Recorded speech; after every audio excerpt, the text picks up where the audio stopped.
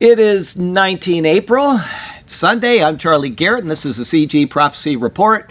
Ho, ho, ho, do the Congo. That and a lot of other things to go over on today's report. Let's see. We got some news from Israel today. From Zero Hedge, sea change. Very unfavorable views of Israel triple among U.S. adults. Amid a major war on Iran waged in partnership with the U.S., Israel's reputation among Americans has continued to deteriorate, with 60% of U.S. adults viewing Israel unfavorably. That's a hefty 18-point increase from 2022. Over the same stretch, Israel's favorable share cratered by 18 points. While the top-line unfavorable rating is bad news for Israel, things are even worse when you look under the hood. The proportion of Americans who have a very favorable view of Israel now stands at only 28%, triple what it was in 2022. Alongside his country's sagging standing with the U.S., public Prime Minister Netanyahu is also increasingly unpopular, as 59% of American adults have little or no trust that he will do the right thing regarding world affairs. Also, a 7-point worsening from last year's finding. There continue to be significant differences between Americans who associate themselves with the Democrat Party and those who are Republicans or Republican leaners. A whopping 80% of Democrats have an unfavorable or very unfavorable view of Israel, almost doubling the 41% of Republicans who feel that way. In what may be the most significant subtrend in U.S.-Israeli politics, a solid 57% majority of Republicans under age 50 now have a negative view of Israel. This is all pointing to the end times, folks. It's as clear as it can be if you pick up the Bible and read it. Unless that turns around, this suggests that the GOP's status as a fortress of Israel support will soon be a thing of the past. Republicans are split on Netanyahu. 45% have some or a lot of confidence in him, while 44% have little or no confidence. There are also interesting contrasts by religious affiliation. Here's what the percent that have mostly positive views of Israel. First is white evangelical Protestants at 65%. Jewish Americans at 64%. So evangelicals are higher than their own people. White non-evangelical Protestants at 39% and Catholics down at 35%. Black Protestants at 33%. Unaffiliated, atheist, agnostic, and nothing in particular at 22%. As for Trump's handling of the U.S.-Israeli relationship, 55% lack confidence in him to make good decisions. Here again, party differences are huge. Only 16% of Democrats are confident in Trump's management of the relationship, compared to 73% of Republicans. Here again, a huge difference within the GOP across age cohorts. Only 52% of Republicans under 30 are confident in Trump's decision-making vis-a-vis Israel, compared to an overwhelming 93% of those 65 and older. So we're all old in this church, and we all pretty much support Israel, but that's not the predominant view of the world. From All Israel, Israel's Elbit lands major Greece deal as NATO races to adapt to modern warfare. Elbit Systems has signed a contract with Greece's defense minister to supply its precise and universal launching system to the Hellenic armed forces. Now, this is something I reported before. It is finalized now. The deal comes more than 4 years into the war in Ukraine, where the widespread use of long-range missiles and drones has made close-in engagements increasingly difficult. The battlefield saturation with tactical UAVs has left small units highly exposed, often unable to move in the open without being detected and struck. The conflict has also been marked by extensive strategic strikes on both military targets and civilian infrastructure, as each side seeks to erode the other's will to continue fighting. Greece is one of several NATO countries in Europe that are watching these developments in modern warfare and making plans and equipment purchases to try to cope with them. The PULS system can be mounted on heavy trucks or tracked vehicles, depending on operational requirements. This gives operators high mobility and the versatility to carry out range of firing missions with minimal preparation time between strikes. In practice, it can launch precision missiles at one target, relocate within minutes to avoid counterfire, and then deliver a volley of cluster munitions against a dispersed target, repeating the cycle in rapid succession. All of this also gives the forces purchasing the PULS system the ability to quickly integrate it into their existing order of battle, reducing training time and the costs of maintenance and long-term sustainment. Additionally, Elbit Systems said in its announcement that it would utilize local industrial capacity in Greece to manufacture some of the system's components, helping to create and sustain jobs while also diversifying its global supply chain. That is something the U.S. does all over the world. People buy our stuff, and then we allow them to make components for that stuff along with other things. It's called co-production. And by doing that, it reduces the overall cost for the buying country, and it also makes it easier for the selling country to sell stuff to people. So that's very common, and Israel's picked up the American model and is doing it with Greece. We got some news from Christianity today. Before I give you that, I said it was probably 2 or 3 months ago, somebody had me edit his books. And so I brought up the fact that, he had these books, which I agreed with. And I said at the time that I had been reading a book. It's taken me about a year to finish this book. I finished it on Thursday. It's not that I'm a slow reader. It's just that I don't get a lot of free time. So I've kept it at church. And if I have time after cleaning the church before Thursday Bible study, I'll pick it up and read it. So it's taken me a whole year to read this book, but I'm going to recommend it. And the reason why is because it's written about a pastor named Charlie Garrett in Sarasota, Florida, with a wife named Hideko. No kidding. It's called The. It's a great, great book. Anyway, it was written by somebody, Jude. She has probably, my guess is she's probably the only person that's ever seen everything I've ever done. Every prophecy update from the first one we had, she has been there. She attends online, and so she writes books for a living along with another job she has, and she's got a farm with horses and dogs and stuff. But anyway, she wrote this book, and I can recommend it because, like I say, I don't normally recommend books because I don't read books. But there you go. If you want to read about, and it's fiction, it's not fact. So there you go, but I do recommend it. All right, we'll go some news from Christianity here. From Fox, Hegseth cuts Ivy League ties in military education shakeup and taps Hillsdale. This is great news. Hillsdale College, I don't know if you know of them, but they are an old college in America, and yet they have never taken government money. I'm sure they're 501c3, that's no problem, but they have never taken money like Harvard and all these other schools that are sold out to the left. And despite that, they have prospered, and they do great videos for the White House. Since Donald Trump has come into office, you go to the White House YouTube channel, and Hillsdale College does wonderful videos about our heritage, about our history, everything. They're just a great college. So if you ever want to go to college and you don't want to, turn into a lefty, I would recommend you go to Hillsdale, and you can go online with them. Anyway, Hillsdale College told War Secretary Hegseth it would be honored to help educate senior U.S. military officers, aligning itself with the admin's push to cut ties with Ivy League schools over concerns about ideological influence. Our military was all but decimated because of this influence that they've been getting our officer ranks from places like Harvard and Princeton, all of these woke left universities, and they were ruining our officers in the military. It's become an infection throughout the entire military, and Hegseth says we're not going to have this anymore. We are going to train warriors. Hillsdale College President Larry Arnn thanked the Department of War for including the school among institutions selected for the Senior Service College Fellowship Program, which sends senior military officers to civilian universities for advanced education as they prepare for top leadership roles. The letter comes week after Hegseth announced that the Department of War would end partnerships with several elite universities, including Harvard and Princeton, arguing that woke ideology had weakened military education. We train warriors, not wokesters, Hegseth said at the time.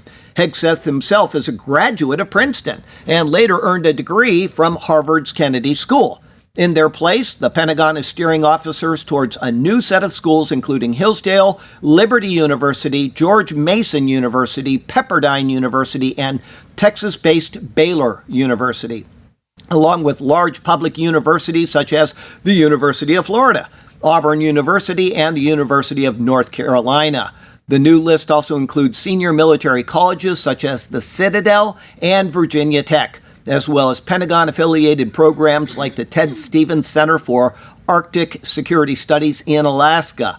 The institutions were selected based on criteria including intellectual freedom, limited ties to foreign adversaries, and alignment with the department's mission, according to the memo. In his letter, Arnn pointed to Hillsdale's curriculum and mission, saying the school emphasizes the U.S. Constitution and the political philosophy of the West. He also echoed criticism of higher education, writing that anti-American ideologies have infected so many of our colleges and universities. Arnn said Hillsdale refuses all government money to preserve its independence, and that any role in the program would be funded through private sources. The shift away from traditional academic partners marks a significant change in how senior military officers may receive advanced education, with the administration steering the program toward institutions that most closely align with its views on education and national identity. Best deal ever for our military. Get these people out of those woke universities and give them what is proper in education. Gateway Pundit. Good Friday. I reported on the Palm Sunday massacre last week, and nobody seemed to want to report that. It was over in Nigeria. And then Gateway Pundit, Good Friday massacre of Christians in Democratic Republic of the Congo. Nobody reported on it except right-wing newspapers. They don't care about black people on the left. They don't care about them at all. They care about an agenda to remain in power, and by saying that they support the blacks, they get their votes, and then they consolidate their power. That's all they care about. The left has no love for anybody except themselves. Gateway Pundit. Knife-wielding Ohio man arrested for threatening to kill family in the name of Allah on Easter Sunday. Gateway Pundit. Moroccan man arrested after axe attack on 3 neighbors in Grenada, Spain. All Christians must die. So it's becoming the popular thing in the world to attack Christians. Some news from the Mideast and Africa today. From the Jerusalem Post. Russia provided Iran with a list of Israeli energy targets Ukrainian intelligence finds.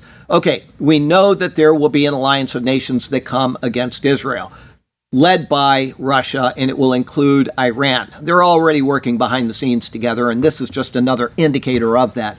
Russian intelligence has provided Iran with a detailed list of 55 critical energy infrastructure targets within Israel. The report, which highlights the deepening military and intelligence cooperation between Moscow and Tehran, suggests that the information was shared enables Iran to launch precision missile strikes against Israel's energy grid. According to the findings, the targeted strikes are divided into 3 categories based on their strategic importance. Level 1 is critical production facilities. These are sites whose destruction would cripple the national energy system. The report specifically names Orot Rabin Power Station as a primary target.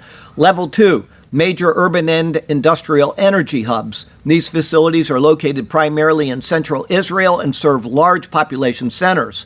Level 3, local infrastructure. These targets include regional substations that support industrial zones and smaller power plants. The Russian assessment regarding Israel's vulnerability is that, unlike many European nations, Israel's power grid is characterized by a high degree of isolation. Because Israel is an energy island that does not import electricity from neighboring countries, Russian intelligence reportedly told Iran that damaging even a few central components could trigger a total and prolonged energy collapse, leading to mass blackouts and technical failures that could not be easily mitigated. So they are helping Iran. They have that information. If they come against Israel, Israel now knows what they're going to be targeted by, and they will have that taken care of. So anyway, we know that they're going to win in that battle because the Bible is written. It's from God, and therefore it cannot fail what it says. BBC. DR Congo agrees to take deportees from the United States, Congo. So imagine that. Here you are, a guy in America, and you are being deported because of that program where instead of getting asylum here, well, you can get asylum anywhere, and we don't want you. So now Congo, they're going to do the Congo. Democratic Republic of Congo has agreed to accept migrants deported from the U.S. who are not themselves Congolese under a deal effective this month. A temporary reception system had been set up while facilities to accommodate arrivals had been selected in the capital, Kinshasa. Logistical and tech support will be provided by the U.S. The Congolese government would bear no financial cost for the scheme. The government did not say how many deportees they would accept. The U.S. has already sent deportees to several other countries in Africa as part of Washington's crackdown on immigration. Amid concerns that migrants could be returned to their home countries where some fear persecution, Congolese officials said no such transfers are being planned. The decision to receive what are known as third country migrants, that is, those who come from neither the sending nor the receiving nation, aligns with DR Congo's commitment to human dignity, international solidarity, and to protect the rights of migrants, the statement read. And a lot of American dollars, by the way. The Congolese authorities also said that the scheme is not a permanent relocation mechanism or an outsourcing of migration policies. The State Department said that while it did not comment on diplomatic communications with other governments, the government remained unwavering in its commitment to end illegal and mass immigration and bolster America's border security. President Trump's admin has deported dozens of people to third countries since coming into power last January as part of its hardline approach towards immigration. DR Congo is joining the continental states, including Eswatini, Ghana, and South Sudan, in receiving deportees from the U.S. Imagine being deported to South Sudan. Out you go, buddy. Let's see. Last week, 8 people from different African countries were deported to Uganda. The U.S. has provided more than $32 million directly to 5 countries: Equatorial Guinea, Rwanda, El Salvador, Eswatini, and Palau. The U.S. is also negotiating a minerals deal with DR Congo to help gain access to the Central African country's vast reserves of key metals such as cobalt, tantalum, lithium, and copper, which we talked about last week. Under Trump, the U.S. has also facilitated a peace deal between DR Congo and Rwanda, although implementation remains a challenge. So Trump is just all over the place. He's all over the place. And I posted to CG Report this morning, they now know why he said all the crazy tweets he did before and during attacking Iran, is because he wanted Iran to think he was completely unhinged. And the left bought it totally. They said, we 25th Amendment him and we got to get rid of this guy. He's insane. He had planned all of that. He planned all of it so that Iran had no idea what he was doing, and they were scared that maybe he was actually going to do some of the things that obviously he wouldn't have done. But it seems to have paid off, as it usually does. And what they would do is they would go and they would monitor how the tweet was received and what people were saying about it, and they would monitor that. So Trump is no dummy. He is the 12-dimensional man, and we'll just continue, at least from this pulpit, to support him. From FX, Mongolia trade surplus hits record high. Good job, Mongolia. Mongolia's trade surplus surged to a record high of US dollar $939.4 million in March, up from US dollar $174 million in March 2025. Exports jumped 82.9% year on year to US dollars $1,843.7 million, while imports increased 8.4% to US dollars $904.2 million. So Mongolia is really taking over the world. They are going to be about the economy of Florida pretty soon, I think. So there you go. Daniel 12 Technology today from SciTech Daily. Scientists engineer tumor-eating bacteria that devour cancer from within. Researchers are exploring an unconventional cancer treatment that uses engineered bacteria to target the unique oxygen-free environments inside of tumors. Anybody know what oxygen-free is called? What word we use? Anaerobic. Anaerobic. There you go. Anaerobic. It means without aerobics or air. So anaerobic, that's a term that we use in wastewater when we want to have certain bugs eat certain parts of wastewater that will help purify the water. We will send it into a tank, which is anaerobic. There's no oxygen applied. And so where do they get the oxygen from? They eat the air molecule off, say you have NO3, right, which is nitrate. Okay, they will eat that oxygen molecule off, and then the nitrogen just goes up into the atmosphere harmlessly. And so that is what they're doing now with cancer. It's a brilliant idea if it will pan out. A research team led by the University of Waterloo is developing a new way to treat cancer by engineering bacteria that can consume tumors from the inside. Bacteria spores enter the tumor, finding an environment where there are lots of nutrients and no oxygen, which this organism prefers. And so it starts eating those nutrients and growing in size. So we are now colonizing that central space, and the bacterium is essentially ridding the body of the tumor. The approach relies on Clostridium sporogenes, a bacterium commonly found in soil that can grow only in completely oxygen-free conditions. The center of a solid cancerous tumor is made up of dead cells and lacks oxygen, creating an ideal environment for this bacterium to thrive and multiply. However, there is a key limitation. As the bacteria spread towards the outer layers of the tumors, they encounter small amounts of oxygen. This exposure causes them to die before they can fully eliminate the tumor. To overcome this challenge, researchers introduced a gene from a related bacterium that is better able to tolerate oxygen. This change allows the engineered bacteria to survive longer near the tumor's outer regions. The team also developed a way to activate the oxygen tolerance gene only when needed, which helps prevent the bacteria from growing in oxygen-rich areas such as the bloodstream. They achieved this using a natural process called quorum sensing, which involves chemical signals released by bacteria. When enough bacteria accumulate inside a tumor, the signal becomes strong enough to switch on the oxygen tolerance gene, ensuring it is not activated too early.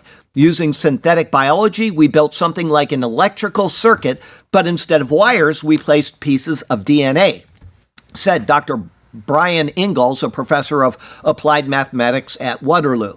Each piece has its job. When assembled correctly, they form a system that works in a predictable way.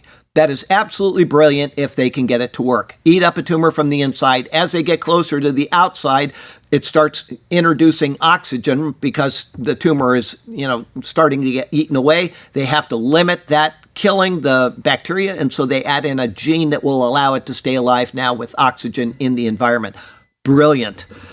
It's a dangerous world, including the inevitable plagues noted in the book of Revelation. From Zero Hedge, Denver imposes water restrictions, orders restaurants to serve only on request. They're starting to have water problems in Denver. Restaurants in Colorado's capital are only allowed to serve water to guests if they ask. The rules were issued in the Mile High City after commissioners declared a Stage 1 drought and made plans to seek a 20% reduction in water use. City officials expect drought conditions to last until at least April 30th. They got 15 more days, and maybe they'll start having some of that, snow melt and some rains and stuff, but we'll see. From SIDRAP, vampire bats in Mexico may feed on CWD-positive deer, spreading disease and posing species jump threat. The fatal disease has been spreading in North America for decades and has now been found as far south as New Mexico and Texas, with a prevalence as high as 11% in mule deer in one area. At the same time, climate change, which I disagree with, that's not it at all, is driving vampire bats northward, and they are predicted to arrive in Arizona, New Mexico, and Texas in the next 10 to 50 years. That's a long time. We don't have to worry about the 50 part. So if it doesn't happen in the next 10 years, then we're safe. But anyway, common vampire bats may already be feeding on CWD-positive cervids in Mexico. If I had to guess, I would say it's 70% possible that there are already vampire bats feeding on positive animals in Mexico. That's that chronic wasting disease that causes these deer to, they just start, their immune systems start breaking down, they start shuddering, and then they just kind of die. And it destroys them very quickly. Bats are eating them. They think that it's spreading to other deer. And if that gets up into America, we're going to have a real problem with the deer population is the whole point of that. Morality, zero hedge. Minneapolis pushes to legalize sex bath houses for gay Somali immigrants. That's where their money is going, in Minneapolis. Zero hedge. New York City's mayor's racial equality plan would direct city resources to black and brown New Yorkers. That's against the law, but they're going to do it anyway. Gateway pundit, LGBTQ Americans seeking asylum in the Netherlands are being rejected. Zero hedge. Library director fired after refusing to remove hundreds of LGBT books from kids section. Good. Get rid of her. Epic Times. Belarus bans promotion of LGBT ideology, pedophilia, and childlessness. Good job, Belarus. The Post Millennial. Gavin Newsom's wife, Jennifer, gender swaps when reading to her son so he can see women at the center of stories. That's a good way to raise your kids. He's going to grow up to be a loser just like his parents. ABC. Trump admin terminates agreements to protect transgender students in several schools. Good. Breitbart. Assisted suicide prescriptions in Oregon increased in 2025. They're only going to blow up, and pretty soon it's going to be just like Canada. People going in, they got a toothache, and they're going to say, oh, well, we'll give you euthanasia if you want. Breitbart. USC bans men from parts of gyms to make women, non-binary students feel comfortable. So we don't want any men, but we'll take these insane people. From the Post-Millennial, MS Now tries to cancel Pete Hegseth for saying we leave no man behind because he didn't mention women, even though there was no woman over there. Instead of praising the daring U.S. military operation, O'Donnell spent a portion of his segment denouncing Hegseth as offensive to women. Fox. Top school district slapped with complaint alleging elaborate system to keep kids' gender transitions secret. One of the largest school districts in the country is facing allegations that it lets teachers decide if parents are sufficiently supportive enough to tell them about their child's desire to switch genders. That's in D.C., one of these elite areas in D.C. And they're not telling the parents if their kids are crazy. Got some other news for you from Zero Hedge. Liberal Council in the UK moves to ban intimidating national flags. They just want to get rid of the national flags because it's intimidating people. Oxfordshire City Council is pushing a county-wide crackdown on the grassroots Raise the Colours campaign, which has been putting up Union flags and St. George's crosses in public spaces as straightforward show of patriotism. The council's message is clear. National symbols are now suspect. The council issued a formal stop notice to the Raise the Colours group, warning that continued flag displays could lead to civil and even criminal proceedings. So you put up the national flag and you can be criminally prosecuted now. Council leader Liz Lefman, that doesn't surprise me, charged that the widespread installation of flags by Raise the Colours is not a sign of patriotism. It is an act of intimidation and division that is having a real and damaging impact on our communities. Well, whose community is it? Because if it's the UK, then you would assume that it's okay, but it's not. She added that residents and council teams removing the flags had been subject to abuse and threatening behavior. When challenging those installing them, this is totally unacceptable, she said. The council has a responsibility to act where behavior undermines community cohesion and the safe and inclusive use of public spaces. That is why we are taking firm action. We won't hesitate to take further legal steps when necessary to protect residents and support the cohesion of our communities. That's like saying, we don't want you to put up an American flag downtown because you're going to offend somebody. Zero Hedge. Colorado forces lawyers. Listen to this. I can't even imagine this. Colorado forces lawyers to swear they won't help feds nab illegals. No kidding. Lawyers in the Mile High State are now being strong-armed by Democrats into signing a radical anti-immigration enforcement pledge just to do their jobs. In order to access any legal thing, because they're lawyers and they have to access legal things, they now have to swear that they're not going to help the federal government uphold the law.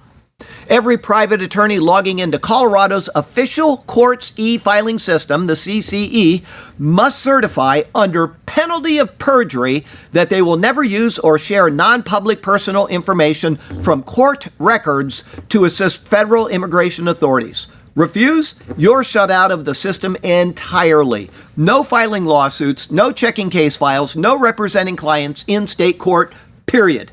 The certification reads in part, I certify under penalty of perjury that I will not use personal identifying information obtained from the database for the purpose of investigating, for, participating in, cooperating with, or assisting in federal immigration enforcement, including enforcement of civil immigration laws and 8 U.S.C. Sec. 1325 or 1326, unless required by federal or state law or to comply with a court-issued subpoena, warrant, or order. It's not optional for immigration lawyers only. It hits every practicing attorney in Colorado, divorce attorneys, personal injury lawyers, estate planners, the works. Government employees get a free pass, and everyone else sign or sit on the sidelines. The Colorado Judicial Branch openly admits the move is designed to keep state resources from helping ICE. On its official website, officials wrote, this legislation seeks to prevent the use of state resources for federal civil immigration enforcement. They even acknowledged the backlash, saying, we recognize that some people may be frustrated by the requirements of this new legislation. However, the judiciary is required to comply with the laws as enacted by the legislature. So if you're a lawyer in Colorado, you cannot do your job and help the federal government get rid of illegal immigrants. Even if they've raped somebody, even if they've murdered somebody, they can't help them in any way, shape, or form without being charged with perjury. Zero Hedge. China produces baby Shahed kamikaze drones for $500. The so-called baby Shahed costs around $450. It has a range of 20 to 30 kilometers, flies at roughly 200 kilometers an hour, and can be launched by hand or from a rack. That means I could blow up your house for less than $500, and I could do it in a couple of minutes, buying one of these things online, which I'm sure you can't buy them online, but if I could, maybe I'd blow up your house. Probably not, though. These drones could even be launched from a box truck or shipping containers. China's civilian drone manufacturing base has the capacity to produce not only these smaller one-way attack drones, but also larger, low-cost kamikaze drones based on the Iranian and Russian designs that cost around $20,000 each. These suicide drones have become critical in the ongoing Russia-Ukraine war and the U.S.-Iran conflict, currently at a ceasefire, because their low cost and maneuverability via swarming enable them to inflict severe damage on high-value assets, exposing a massive security gap. The key lesson is that countries seeking deterrence will likely move to stockpile these drones in the millions. The U.S. revealed in recent weeks that it adopted Iran's drone playbook and deployed a Shahed-style system against Tehran. As low-cost drones proliferate on the modern battlefield, the economics of war are changing forever. Relying on expensive interceptor missiles to counter cheap one-way attack drones is not sustainable in the long run.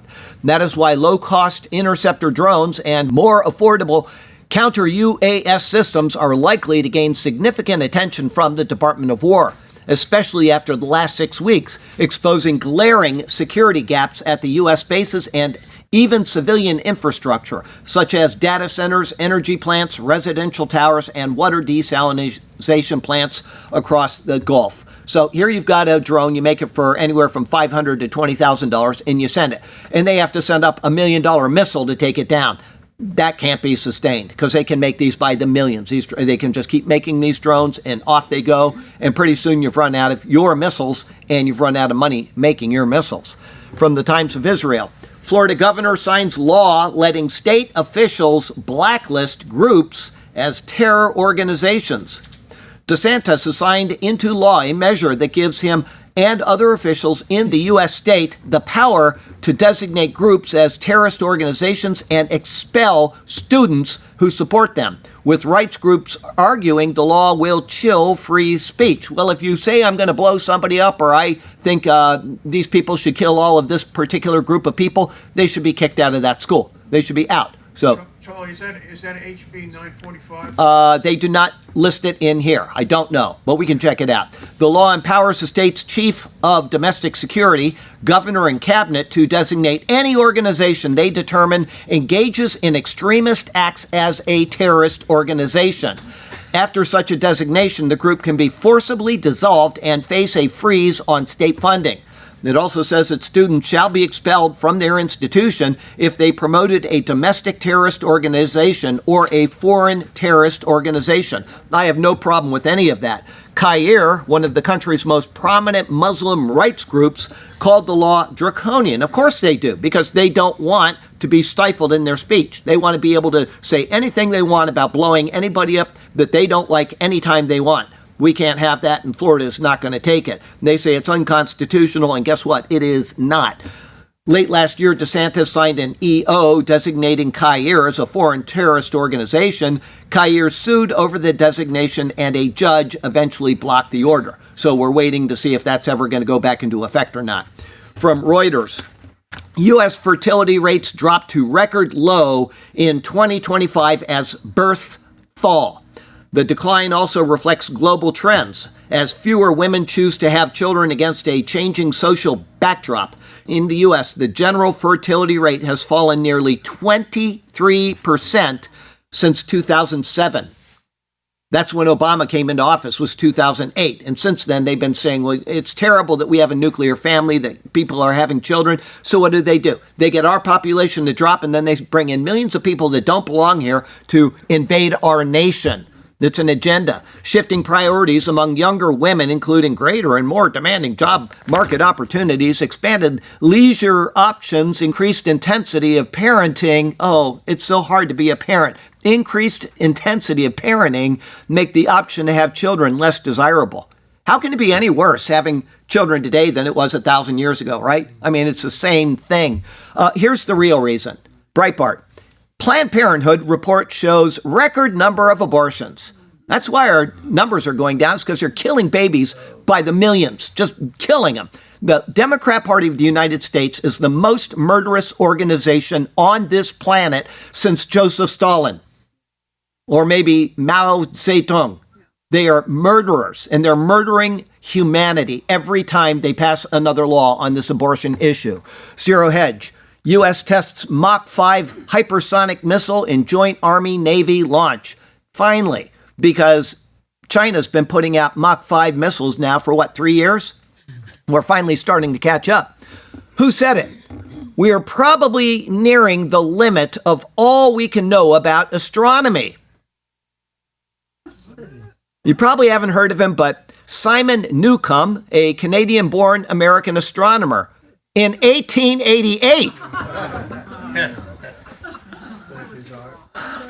The U.S. is now exporting those who purport to be friends, but they're foes. Congo thinks it's fine to have one more gold mine. It's good for us both, I suppose, says Les. Okay, one irony. Two irony? No, it's one. Two. I got two. Okay, first one. From People magazine. Council race turns bizarre as woman defends getting elected with much younger looking AI photo. It doesn't even look like her. She put this beautiful picture of somebody she says is her, and she's this old woman. So there you go. That's the world we live in. Then from the Mirror. Let me read this before this Les sent this, and it had a couple of ironies in it. British pastor Cheryl A. Bartley, 48, has been charged with gross negligence, manslaughter, following the October 8th, 2023 drowning of a 61-year-old Robert Smith during a baptism ceremony in a kiddie pool in Birmingham. The incident, which occurred at Life-Changing Ministries, I'd say his life was changed, in Erdington, was reportedly live streamed before being cut short. So you got like three ironies in that one title there, right? Such is the world in which we live. From Sarasota, Florida to Ulaanbaatar, Mongolia, I'm Charlie Garrett, and that is your CG Prophecy Report for the week.